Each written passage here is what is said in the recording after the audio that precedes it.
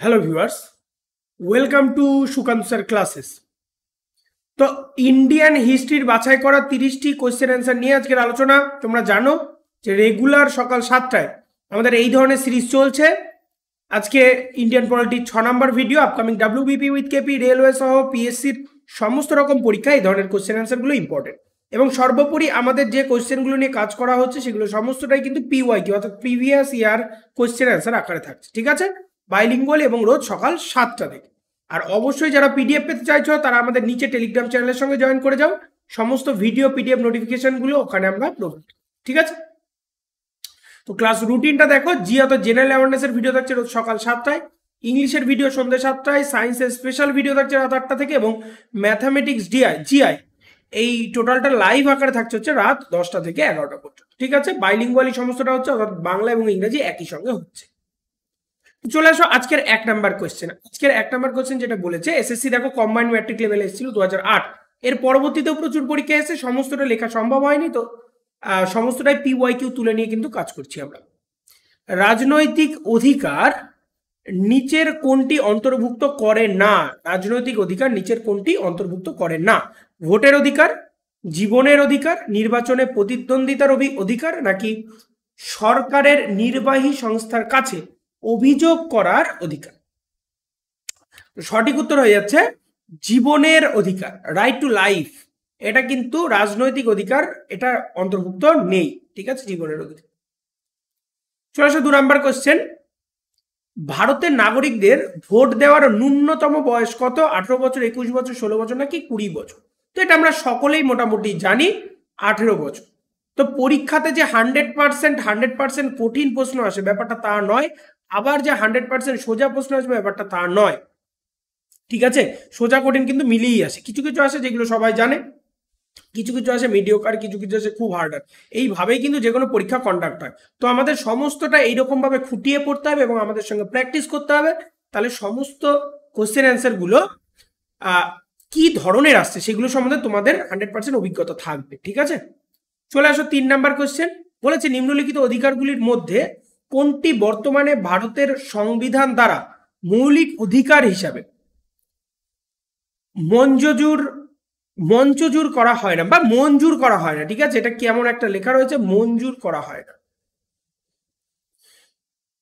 সমতার অধিকার, স্বাধীনতার অধিকার, সম্পত্তির অধিকার, নাকি শোষণের বিরুদ্ধে অধিকার? তো সঠিক উত্তর হয়ে যাচ্ছে এটা হচ্ছে সম্পত্তির অধিকার, ঠিক আছে, সম্পত্তির অধিকার, রাইট টু প্রপার্টি।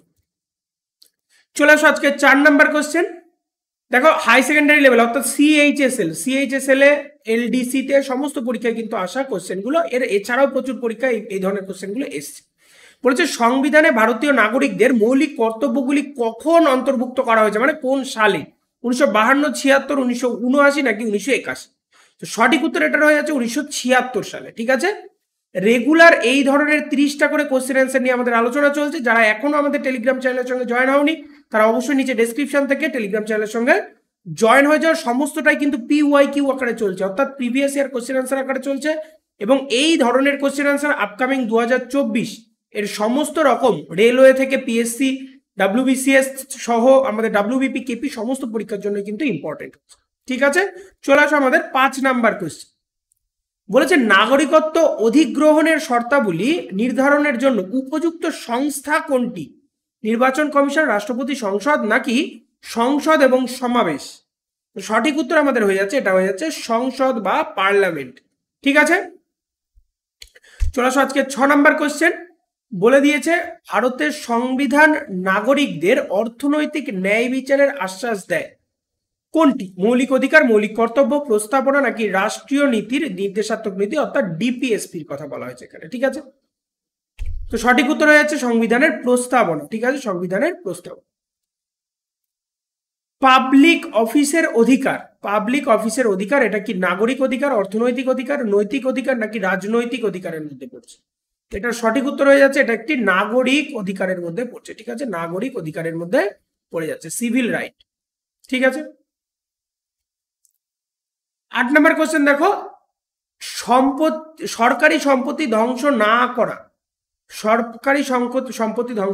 এটি ইতিবাচক কর্তব্য, আইনি দায়িত্ব, সিভিল ডিউটি, নাকি নেতিবাচক কর্তব্য? সঠিক উত্তর হয়ে যাচ্ছে এটা একটা সিভিল ডিউটি, ঠিক আছে, সরকারি সম্পত্তির ধ্বংস না। এসএসসি সিআইএসএফ জিডিতে এসেছিল, গ্রুপ ডি জিডি কনস্টেবলের মধ্যে কিন্তু এসেছিল, ঠিক আছে। এরপর দেখো 9 নম্বর কোশ্চেন, সংবিধানের খসড়া কমিটির সামনে প্রস্তাবনা কে পেশ করেন? কে পেশ করেন, কে তৈরি করে বলেনি, কে পেশ করে? জওহরলাল নেহরু, বি আর আম্বেদকর, বি এন রাও নাকি মহাত্মা গান্ধী? সঠিক উত্তর হয়ে যাচ্ছে এটা কিন্তু পেশ করেছিলেন জওহরলাল নেহরু। এটা অনেক সময় ভুল হয়ে যাবে। খসড়া কমিটির চেয়ারম্যানের কথাও বলেনি, খসড়া কমিটিতে তোমার হচ্ছে কি কারা মিলে তৈরি করেছিল, কমিটিতে কে ছিল সেটা বলেনি। কে পেশ করেছিলেন? জওহরলাল নেহরু পেশ করেছিলেন, ঠিক আছে। দ্বৈত নাগরিকত্ব বা ডুয়াল সিটিজেনশিপ এর একটি বৈশিষ্ট্য হলো একক সরকার, ফেডারেল সরকার, সংসদীয় সরকার নাকি রাষ্ট্রপতি দ্বারা নির্মিত সরকার? সঠিক উত্তর হয়ে যাচ্ছে ডুয়াল নাগরিকত্ব বা দ্বৈত নাগরিকত্ব হচ্ছে ফেডারেল সরকারের একটি বৈশিষ্ট্য, ঠিক আছে। স্টেনোগ্রাফারে এসেছিল দেখো। এরপর দেখো 11 নম্বর কোশ্চেন যেটা রয়েছে, গণতন্ত্রের অপরিহার্য বৈশিষ্ট্য হলো প্রাধান্য দেওয়া কাকে? নির্বাহী, বিচার বিভাগ, নাগরিক নাকি সুশীল সমাজকে? সঠিক উত্তর হয়ে যাচ্ছে সবার আগে এখানে প্রাধান্য দেওয়া হয় নাগরিকদের, ঠিক আছে, নাগরিকদের বা সিটিজেনদের। ওকে, চলে আসো 12 নম্বর কোশ্চেন। বলে দিয়েছে স্টেনোগ্রাফারে এখানেও এসেছিল, নিচের কোন রিট, রিট মানে জারি করা একটি নির্দেশ আদালত থেকে, ঠিক আছে, নিচের কোন রিট শুধুমাত্র একজন সরকারি পদে অধিষ্ঠিত ব্যক্তির বিরুদ্ধে মিথ্যা বলতে পারে? হেভিয়াস কর্পাস, মান্দামুস, নিষেধ নাকি সার্টিওয়ারি? এই যেগুলো আছে এইগুলো কিন্তু প্রচুরবার পরীক্ষায় চলে আসে, ঠিক আছে। তো এটা হয়ে যাচ্ছে মান্দামুস, ঠিক আছে। মান্দামুস এই রিট কি করে? একজন সরকারি পদে অধিষ্ঠিত ব্যক্তির বিরুদ্ধে মিথ্যা কথা বলতে পারে, তার একটি আইন বা রিট। 13 নম্বর কোশ্চেন দেখো, নিচের কোন কর্তৃপক্ষ মৌলিক অধিকার প্রয়োগের জন্য রিট জারি করতে সক্ষম? রাষ্ট্রপতি, সুপ্রিম কোর্ট এবং হাইকোর্ট নাকি সংসদ? তো এটা হয়ে যাচ্ছে সঠিক উত্তর সুপ্রিম কোর্ট এবং হাইকোর্ট। একমাত্র এই ধরনের রিট জারি করার ক্ষমতা হাইকোর্ট এবং সুপ্রিম কোর্টেরই থাকে, অন্যান্য সিভিল কোর্টগুলো কিন্তু থাকে না, ঠিক আছে। 10+2 অর্থাৎ সিএইচএসএল আসা, ডেটা এন্ট্রি অপারেটরে আসা, এলডিসি লোয়ার ডিভিশন ক্লার্কে আসা, সমস্তটা দেখে নাও একটা। বলেছে কোন মামলাটি মৌলিক অধিকারের সাথে সম্পর্কিত? 1967 সালে গোলকনাথ বনাম পাঞ্জাব রাজ্য, 1963 সালে পশ্চিমবঙ্গ বনাম ভারতের ইউনিয়ন, 1959 সালের শর্মা বনাম কৃষ্ণ নাকি 1951 সালের বোম্বে রাজ্য বনাম ভালসারা? তো সঠিক উত্তর এটা হয়ে যাচ্ছে গোলকনাথ বনাম পাঞ্জাব রাজ্য 1967 মামলা, ঠিক আছে। 15 নম্বর কোশ্চেনে চলে আসো, ভারতীয় সংবিধানে রাষ্ট্রীয় নীতির নির্দেশাত্মক নীতিগুলি সংবিধান থেকে নেওয়া হয়েছিল? কোন সংবিধান থেকে নেওয়া হয়েছে? ব্রিটেন, আয়ারল্যান্ড, আমেরিকা নাকি কানাডা? তো সঠিক উত্তর হয়ে যাচ্ছে এটা আয়ারল্যান্ড থেকে নেওয়া হয়েছে, ঠিক আছে, এটি আয়ারল্যান্ড থেকে নেওয়া হয়েছে। ডিপিএসপি অর্থাৎ ডিরেক্টিভ প্রিন্সিপালটা কোথা থেকে? আয়ারল্যান্ড থেকে নেওয়া হয়েছে। কোনটা কোন দেশ থেকে নেওয়া হয়েছে প্রত্যেকটা সংবিধানের কথা এই জায়গাটা কিন্তু একদম ঝেড়ে মুখস্থ করে ফেলতে হবে, ঠিক আছে, কোনটা কোন দেশ থেকে নেওয়া হয়েছে। 16 নম্বর কোশ্চেনে চলে আসো, ভারতীয় সংবিধান অনুযায়ী সম্পত্তির অধিকার হলো একটি মৌলিক অধিকার, প্রাকৃতিক অধিকার, আইনি অধিকার নাকি নৈতিক অধিকার? সঠিক উত্তর হয়ে যাচ্ছে এটা একটি আইনি অধিকার, ঠিক আছে, এটা একটি আইনি অধিকার। গণতন্ত্রের সাফল্য নির্ভর করে কার? সমালোচনা করার অধিকার, সমিতির অধিকার, ব্যক্তিগত স্বাধীনতার অধিকার নাকি সম্পত্তির অধিকারের উপর? সঠিক উত্তর আমাদের হয়ে যাচ্ছে ব্যক্তিগত স্বাধীনতার অধিকারের উপর নির্ভর করে, ঠিক আছে। নিচের কোনটি সংবিধানের অধীনে মৌলিক অধিকার থেকে বিলুপ্ত হয়েছে? শিক্ষার অধিকার, কাজের অধিকার, সম্পত্তির অধিকার নাকি আইনের সামনে সমতার অধিকার? সঠিক উত্তর হয়ে যাচ্ছে এটা হচ্ছে সম্পত্তির অধিকার মৌলিক অধিকার থেকে লোপ পেয়েছে বা মৌলিক অধিকারের মধ্যে পড়ে না, ঠিক আছে। ভ্রাতৃত্ব মানে কি? এসএসসি এমটিএস আসা। ভ্রাতৃত্ব মানে ভ্রাতৃত্বের আত্মা, পিতার চিকিৎসা, ঐক্য এবং অখণ্ডতা, অর্থনৈতিক ন্যায় বিচার দূরীকরণ। সঠিক উত্তর হয়েছে ঐক্য এবং অখণ্ডতা, মানে আমাদের সংবিধানে যে ভ্রাতৃত্বতা বা ফ্র্যাটার্নিটি কথাটা রয়েছে তার মানে হয়ে যাচ্ছে ঐক্য এবং অখণ্ডতা, ঠিক আছে। 20 নম্বর কোশ্চেনে চলে আসো, বলেছে সমাজতান্ত্রিক এবং ধর্মনিরপেক্ষ শব্দগুলি সংবিধানের প্রস্তাবনায় সন্নিবেশিত হয়েছিল 16তম সংশোধনীতে অর্থাৎ 16th অ্যামেন্ডমেন্টে, 7th অ্যামেন্ডমেন্টে, 42nd অ্যামেন্ডমেন্টে নাকি 44th অ্যামেন্ডমেন্টে? সঠিক উত্তর হয়ে যাচ্ছে 42তম সংশোধনীতে 42তম অ্যামেন্ডমেন্টে। ঠিক আছে, কত উপায়ে ভারতীয় নাগরিকত্ব হারানো যায়? 1 উপায়ে, 2 উপায়ে, 3 উপায়ে, 4 উপায়ে? সঠিক উত্তর হয়েছে 3 উপায়ে ভারতের নাগরিকত্ব হারানো যায়।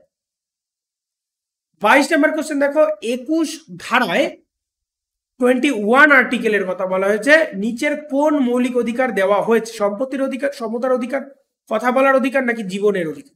সঠিক উত্তর হয়ে যাচ্ছে, এটা হয়ে যাচ্ছে জীবনের অধিকারকে বলা হয়েছে। ঠিক আছে, জীবনের অধিকার। ওকে, প্রস্তাবনা অনুসারে চূড়ান্ত ক্ষমতা নিহিত রয়েছে এর হাতে। কার হাতে নিহিত রয়েছে চূড়ান্ত ক্ষমতা? সংসদ, সংবিধান, রাষ্ট্রপতি, নাকি জন লোক এর হাতে? এটা হচ্ছে পিপলের হাতে। ঠিক আছে, বা আমাদের সিটিজেনশিপ এর হাতে টোটাল ক্ষমতাটা রয়েছে। 24 নম্বর কোশ্চেন দেখে নাও, ভারতীয় সংবিধানে কয়টি মৌলিক অধিকারের কথা বলা হয়েছে? 5টি, 6টি, 7টি, নাকি 8টি? সঠিক উত্তর হয়েছে 6টি মৌলিক অধিকারের কথা বলা হয়েছে। ঠিক আছে,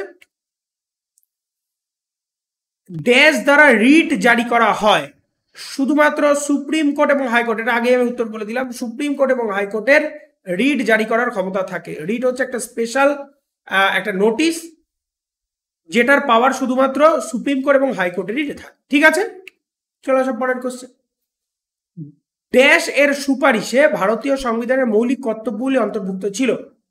সান্থানাম কমিটি, শরণ সিং কমিটি, শাহ কমিশন, নাকি প্রশাসনিক সংস্কার কমিশন? সঠিক উত্তর হয়েছে শরণ সিং কমিটি। ঠিক আছে, 27 নম্বর কোশ্চেন চলে আসবে, ভারতীয় সংবিধানের মৌলিক অধিকারগুলি সংবিধান থেকে নেওয়া হয়েছিল কোন সংবিধান থেকে? আমেরিকা যুক্তরাজ্য, ইউএসএসআর, নাকি কোনোটি নয়? সঠিক উত্তর হয়েছে আমেরিকা থেকে নেওয়া হয়েছে। ঠিক আছে, এটি আমেরিকা থেকে নেওয়া হয়েছে, মৌলিক অধিকারগুলো আমেরিকা থেকে নেওয়া হয়েছে। তাহলে দেখো, আমি যে কথাগুলো বলছি কোন জিনিসটা কোন দেশ থেকে নেওয়া হয়েছে, আমি এটা নিয়ে আলাদা একটা ভিডিও বানিয়ে দেবো, কোন জিনিস কোন দেশ থেকে নেওয়া হয়েছে। তো এই যে জিনিসটা, ঠিক আছে, কোন জিনিসটা কোন দেশ থেকে নেওয়া হয়েছে, এটা কিন্তু তোমাদের আসছে হচ্ছে সমস্ত পরীক্ষা 2-1টা করে থাকছে। যেমন আমেরিকা, ইউএসএ থেকে কি নেওয়া হয়েছে, ইউএসএসআর থেকে কি নেওয়া হয়েছে, আমাদের অস্ট্রেলিয়া থেকে কি নেওয়া হয়েছে, ঠিক আছে, আয়ারল্যান্ড থেকে কি, এরকম ভাবে সমস্তগুলো কিন্তু আসছে। এগুলোকে আগে ঝেড়ে মুখস্থ করতে হবে। নিচের কোন রাজনৈতিক অধিকার, কাজের অধিকার, শিক্ষার অধিকার, মত প্রকাশের স্বাধীনতার অধিকার, ভোটের অধিকার? রাজনৈতিক অধিকার হয়ে যাচ্ছে, ভোটের অধিকারকে রাজনৈতিক অধিকার বলা হয়ে থাকে। ঠিক আছে, কে মৌলিক অধিকারের উপর যুক্তিসঙ্গত বিধিনিষেধ আরোপ করতে পারে? মন্ত্রী, সংসদ, সাংসদ, জনলোক বলতে বলতে পিপল বা সিটিজেনশিপের কথা বলা হয়েছে, এবং মন্ত্রিসভা। সঠিক উত্তর হয়েছে সংসদ করতে পারে। ঠিক আছে, আজকের শেষ কোশ্চেন দেখে নাও, ভারতীয় সংবিধানে নাগরিকত্বের বিধানগুলি প্রযোজ্য হয় 1950, 51, 1949, নাকি 1952-তে? সঠিক উত্তর হয়েছে 1950 সালে। 1950 সালে সংবিধানের নাগরিকত্বের বিধানগুলি প্রযোজ্য। ঠিক আছে, নাগরিকত্বের বিধানগুলি প্রযোজ্য। এই ছিল আজকের 30টা বাছাই করা কোশ্চেন। রেগুলার এই ধরনের কোশ্চেন অ্যান্সার নিয়ে আলোচনা হচ্ছে। ভালো লাগলে অবশ্যই লাইক, সাবস্ক্রাইব, কমেন্ট করো যা যা কোয়ারিজ আছে, এবং শেয়ার করো।